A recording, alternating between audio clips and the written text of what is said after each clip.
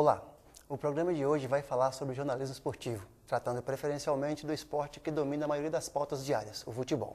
Para debater o assunto, contamos com a presença dos jornalistas Elias Novelino, chefe de reportagem do esporte da TV Record, e André Rigg, repórter do Estadão.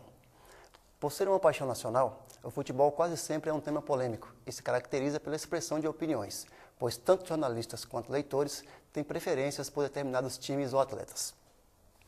A primeira pergunta que eu faço para vocês é a seguinte: como funciona a apuração na transmissão futebolística da televisão e do online?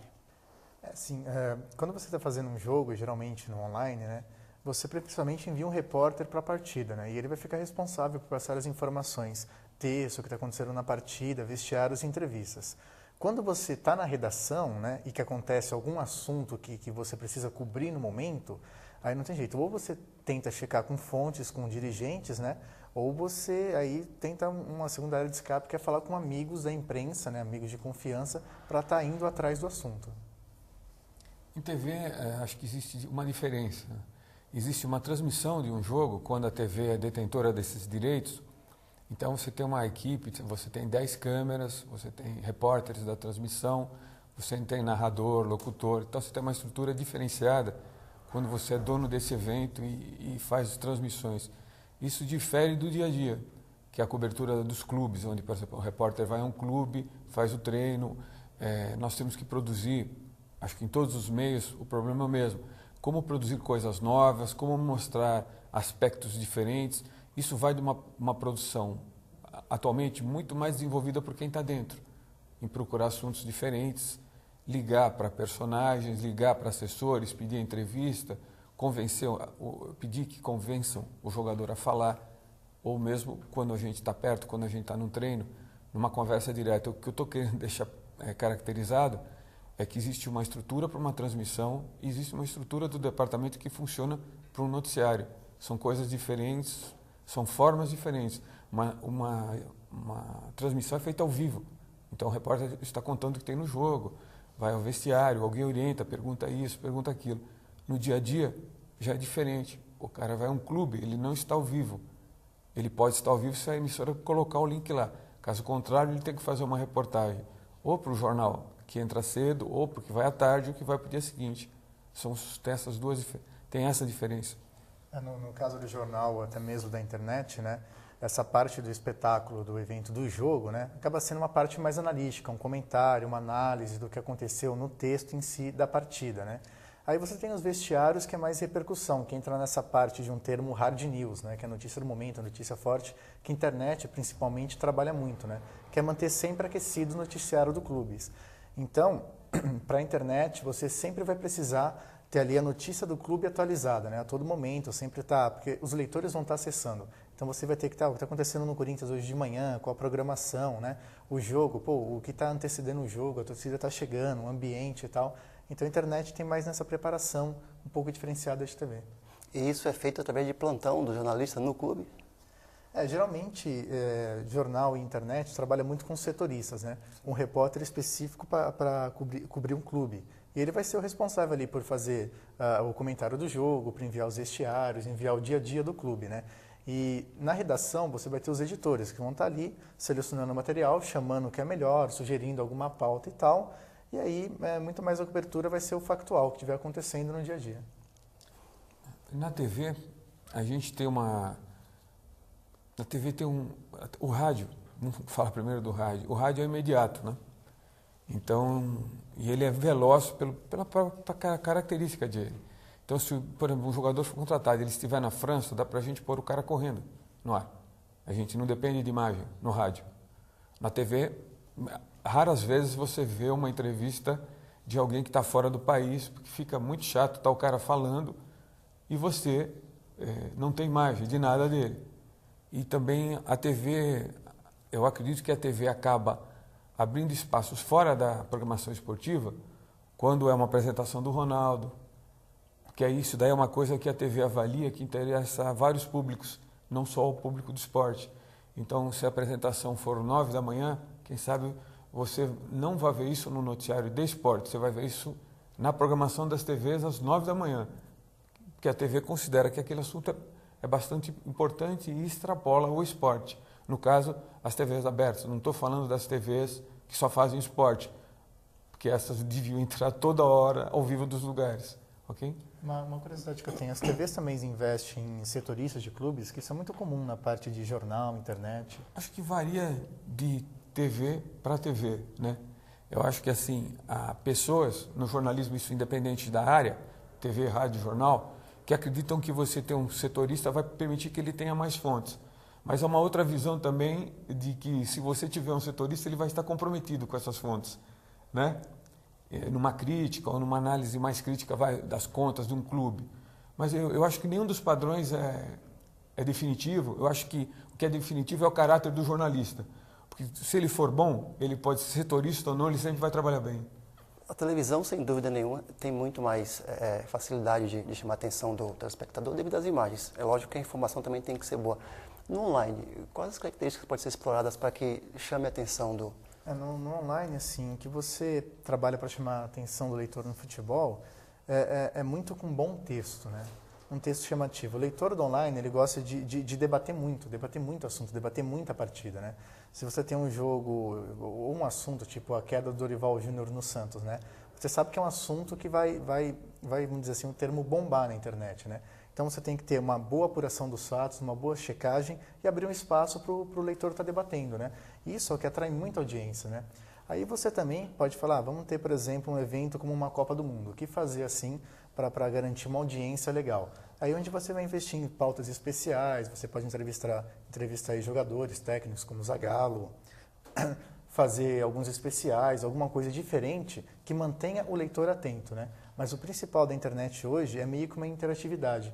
A internet está buscando essa mescla de mídias, né? Porque você pode utilizar o texto, você pode utilizar a imagem através de foto, o próprio áudio, né, numa entrevista, ou até mesmo o vídeo, né? Que é muito comum hoje você mesclar todos esses tipos de mídias, né? E isso acaba atraindo o leitor, você tem que saber lidar muito bem com isso. O jornal de segunda-feira, ele é mais difícil de ser feito em consequência de ter tido o jogo no domingo, todos os programas de debate, o telespectador tá meio que saturado de tanta informação. E aí, de repente, você tem que repetir tudo isso na segunda-feira.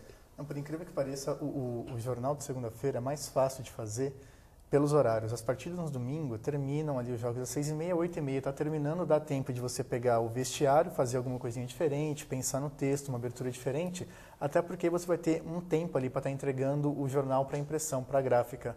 O complicado é quando tem a rodada de quarta-feira, por exemplo, que os jogos são 9h50 da noite, acaba perto de meia-noite, quando não atrasa. E assim, se acontece algum fato, tipo um técnico cai meia-noite e 15, você tem que mandar o jornal para a gráfica meia-noite e 20. Então, é muito difícil de você estar fazendo uma coisa mais apurada, mais diferenciada, né? Então, por incrível que pareça, o jornal de segunda-feira acaba sendo mais fácil para você trabalhar com o leitor, né? Não, fugindo um pouco desse factual que aconteceu o jogo e tal, já jogando ali para um vestiário, uma entrevista sobre a partida, algo meio diferenciado. O jogador é considerado uma celebridade? Hoje existe uma noção errada do que é celebridade, né? Você tem na mídia pessoas, não digo por origem social, não uma discriminação, que não são celebridades em nada. Porque para mim, celebridade é alguém que descobre um medicamento que cura muita gente, entende? Alguém que deixa alguma coisa significativa. Eu acho que há atletas que deixam na história do esporte contribuições significativas, mas há muitas celebridades instantâneas e há muita curiosidade hoje na vida das pessoas, uma coisa que para o jornalismo não contribui em nada, na minha opinião, porque você vira muito mais um jornalismo de fofoca do que análise séria. Muita gente vai atrás desse vamos dizer assim, no caso de jogador, vida fora de campo, porque acaba dando audiência, teoricamente, é onde você tem um produto fácil de vender, que você vai ter uma audiência grande, né? Só que isso é ruim, porque aquilo lá, o que a vida do jogador fora de campo tem de interesse comum, né? De interesse público, né? Nenhum, né? Então, muita gente acaba explorando esse fato até pelo sensacionalismo, pela audiência, né? Isso é uma parte da mídia que investe nesse foco, né? A imprensa inglesa costuma fazer isso muito com os jogadores, né? Coloca os famosos paparazzos seguindo os atletas para tirar foto, ainda trazem situações, vamos dizer assim, que possam comprometê-los, né? Isso depende da mídia. Tem a mídia sensacionalista, né? Que explora muito esse ponto porque realmente gera audiência. Mas eu, particularmente, não acho um caminho legal, porque aquilo não tem interesse público nenhum a vida do atleta fora de campo. Eu só acho que a gente precisa fazer uma diferenciação entre alguém que vasculha a vida de alguém para arranjar um escândalo e publicar, ou alguém que acha, por exemplo, um jogador apaixonado por literatura, percebe? Então é um traço da personalidade da pessoa que o torcedor não conhece. Então isso não é uma invasão da vida da pessoa. Você está mostrando dos hobbies, uma das coisas que esse atleta gosta de fazer. Então eu acho aí a matéria válida. Eu não acho quando invade a vida. Para analisar a família do jogador, se ele tem 3 mulheres, 10, 15 ou 50, isso não é problema da gente, cada um tem a sua vida. É vida particular, né? Ninguém gosta que vasculha nesses pontos da vida, naquele momento de privacidade. Todo mundo tem uma preferência por time, né? Por atleta, enfim. Como que é fazer uma cobertura de um tipo de esporte como esse e se manter imparcial? Eu acho que é difícil, sim, você se manter imparcial. Acho que acontece muito na TV e no rádio também, assim como na internet. Por exemplo, você trabalha, igual eu trabalho para um veículo como o Estado de São Paulo. Se eu estou fazendo uma partida entre Corinthians e Grêmio, é óbvio que o meu foco vai ser o Corinthians. Então, eu vou estar fazendo essa análise em cima do Corinthians. A partir desse momento, eu vou estar deixando de ser vou estar sendo um pouco imparcial mesmo. Tipo, eu sendo palmeirense, eu vou estar puxando, vamos dizer assim, a sardinha do Corinthians, né? Até numa transmissão da TV, você está vendendo um jogo para a Praça de São Paulo, você não vai, por exemplo, gritar escandalosamente o gol do Goiás contra o São Paulo, por exemplo. Tem todo um lado profissional nisso. Mas é um pouco difícil, porque é aquilo, o futebol envolve muita paixão, né? Mesmo você procurando ser o mais imparcial possível, fazer o texto mais neutro possível, isso não acaba acontecendo, porque o futebol tem muito de comentário, muito de análise, né? E torcedor, ele vai estar gostando de opinar, debatendo junto com você, né? Você falando bem ou mal do Corinthians, por exemplo, você vai ser assunto de torcedor te xingando e te elogiando. Você falando bem ou mal do Palmeiras, do Santos, vai ser a mesma coisa, né? Eu acho que existe esse aspecto que ele comentou, mas eu tenho uma visão assim, eu sou um jornalista. Qualquer jornalista, ele tem que não omitir os fatos. Então, se o clube, pegando o exemplo de um clube, ou se você quiser pegar um exemplo em política, no que você quiser, em quem você vota, se você é filiado em algum lugar, eu vou cobrir um jogo do Santos, e eu sou santista. E aí eu vejo que o gol foi impedido, percebe? A minha função é dizer que o gol foi impedido. Porque senão eu vou estar errando com a minha profissão primeiro, e com as pessoas que compram o jornal, veem a entrevista na TV, ou veem a reportagem, ou ouvem em rádio. Então, eu acho que assim, você tem que ter como obrigação o teu bom desempenho profissional. Para mim, eu não teria dificuldade em criticar meu time se ele fosse, por exemplo, beneficiado por uma arbitragem. Porque eu acho que eu estou fazendo a minha profissão e a minha profissão é assim. Você nunca pode deixar de dizer a verdade, né? O que está acontecendo na partida. É aquilo, óbvio, por exemplo, igual eu falei, tipo, de um Corinthians e Grêmio. Óbvio que você vai focar em cima do Corinthians, mas nunca vai, tipo, desmentir o que está acontecendo na partida, né? Se o Corinthians está mal, você vai falar que está mal, mas focando o Corinthians, né? Se o árbitro errou, você vai falar que ele errou, né? Isso você nunca pode estar tentando tapar algo que não aconteceu, né? Porque acaba sendo até ruim mesmo para a sua imagem, você perde credibilidade, né? E no meio, principalmente futebol, credibilidade conta muito para uma análise, né? Até para você mesmo ter ali um gabarito para chegar num clube, ter um pouco de respeito na hora de entrevistar um atleta. Vamos para um breve intervalo. O Imprensa Debate volta já. Não saia daí.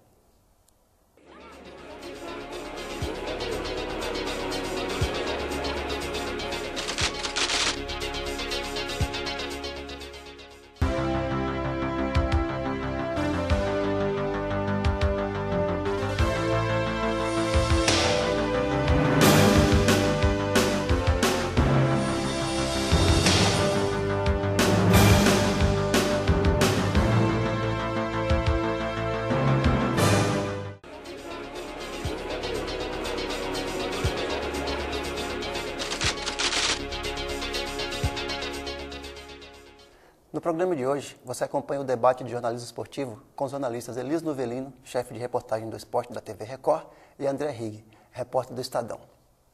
O torcedor, os times que têm maior número de torcedor, influencia nas pautas? Eu acho que a cobertura deveria ser mais ampla, né? Não somente baseado em torcedores e em índices de audiência, mas é inegável que isso aconteça, principalmente se você pegar a faixa de telejornais esportivos da hora do almoço. O único telejornal que consegue abranger todos os times, vai com mais equilíbrio, é o telejornal da Globo, o Globo Esporte. Os demais, por exemplo, outros programas do horário acabam, por exemplo, centralizando o debate em cima do Corinthians, pelo maior número de torcedores, ou o debate em cima do Palmeiras. Por exemplo, o Santos é assunto aqui em São Paulo só quando o Santos tem um grande time. A Portuguesa, mesmo sendo de São Paulo, não é assunto dos debates. Então há uma convergência em algumas emissoras no sentido de buscar audiência em cima das principais torcidas. Isso não é jornalístico, isso é mercadológico, infelizmente.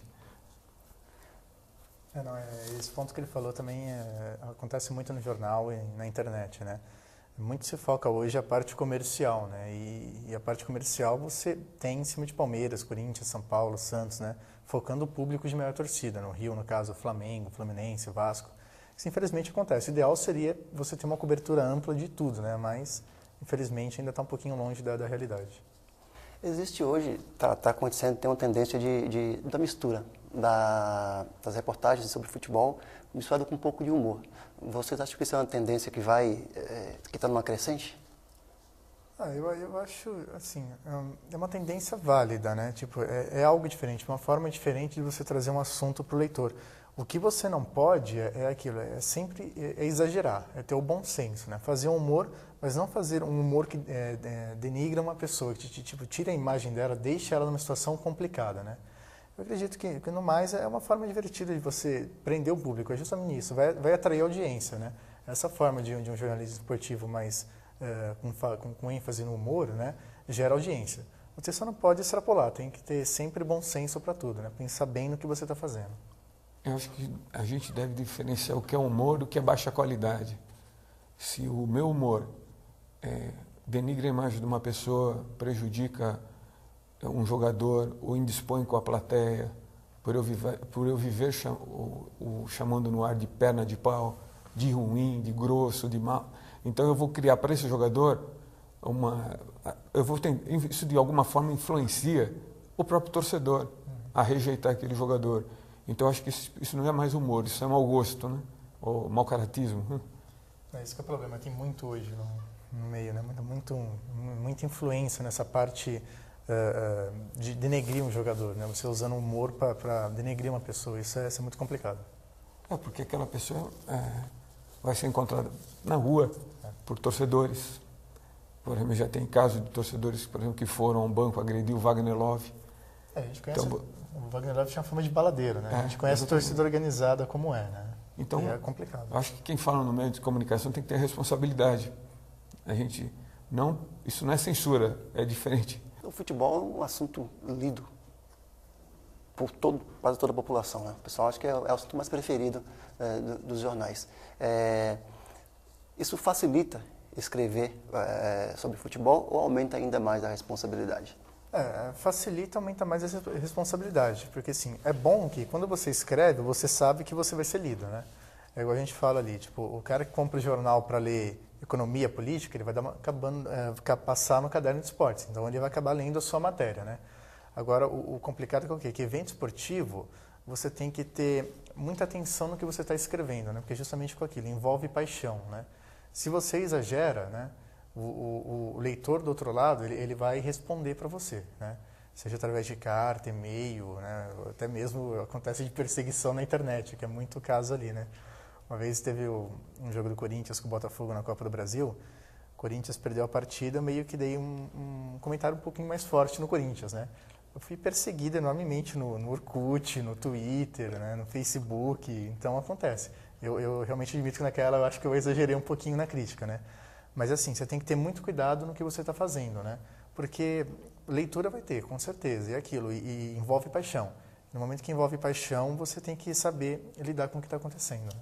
No caso da TV e do rádio, né, a gente tem episódios, por exemplo, de carros e emissoras que foram atacados por torcedores porque a pessoa que conduz o programa esportivo fez tal ou qual comentário, entende? Então, por isso que eu acho que o equilíbrio, não omissão, não que você vá se tornar uma pessoa que não critica, mas o equilíbrio na crítica é importante. Porque você acaba, às vezes, expondo o profissional da tua empresa que vai para o campo. Você é um apresentador. você fala o que quer no estúdio, você está blindado, perfeito? O cara que vai ao estádio não está. E nem só da emissora, né? Já aconteceu de fazer a final do Paulistão, Ponte Preta e Palmeiras em Campinas, né? O carro do Estadão, a imprensa da Ponte Preta, teoricamente, começou era, no caso, a mídia paulista contra a Ponte Preta, né? Isso gerado por uma emissora de televisão num comentário de um apresentador, né? Então o carro do Estadão que eu estava, por exemplo, acabou levando umas pedradas lá no meio, né? Então, eu acho que quem estiver assistindo a gente pode falar, mas pessoas desequilibradas existem em todo lugar. A gente espera que não existam na imprensa esportiva, porque pessoas desequilibradas falando o dia inteiro vão acabar causando problemas para os próprios jornalistas da emissora, da rádio, da TV ou do jornal. Da concorrência. Que vão acabar chegando no estádio sendo hostilizados. Existem históricos de jogadores, como você falou, que foram agredidos, enfim. E o senhor, como chefe de reportagem lá da Record, faz esse filtro na hora que essas reportagens chegam lá? Eu acho assim, ninguém é todo poderoso numa redação, né? Para ser bem sincero, as pessoas, você tem um editor-chefe, você tem um diretor de departamento, então isso não é analisado só por mim. Eu faço esse filtro por uma questão jornalística, entende? Se eu trabalhar em economia, em política, em sindicalismo, eu também vou fazer esse filtro, então eu faço por obrigação profissional. Eu jamais vou sugerir uma coisa que possa ser depreciativa para alguém. Eu acho que eu devo ser competente para ter ideias boas, para atrair o público pela qualidade e não pelo baixo nível do que eu faço. Porque é justamente naquela história que a gente falou, né? Baixo nível atrai audiência, né? Isso infelizmente acontece, né? E assim, você tem que ter um preparo, saber o que está acontecendo, né? Filtrar. No impresso, no online, acontece muito disso. No online ainda, por tratar com velocidade do assunto, né? Aconteceu, você tem que estar fazendo o texto, enviando para a redação, então acontece muito de precisar de um filtro muito grande para você estar sabendo o que publicar ou não, né? Corrigir uma informação quando ela vem um pouco errada ou um pouco exagerada, né? Isso é essencial para evitar grandes problemas, né? No programa de hoje, você acompanhou um debate sobre jornalismo esportivo. Agradecemos as presenças dos jornalistas Elias Novelino e André Rigg. A você, telespectador, obrigado pela audiência. Tchau.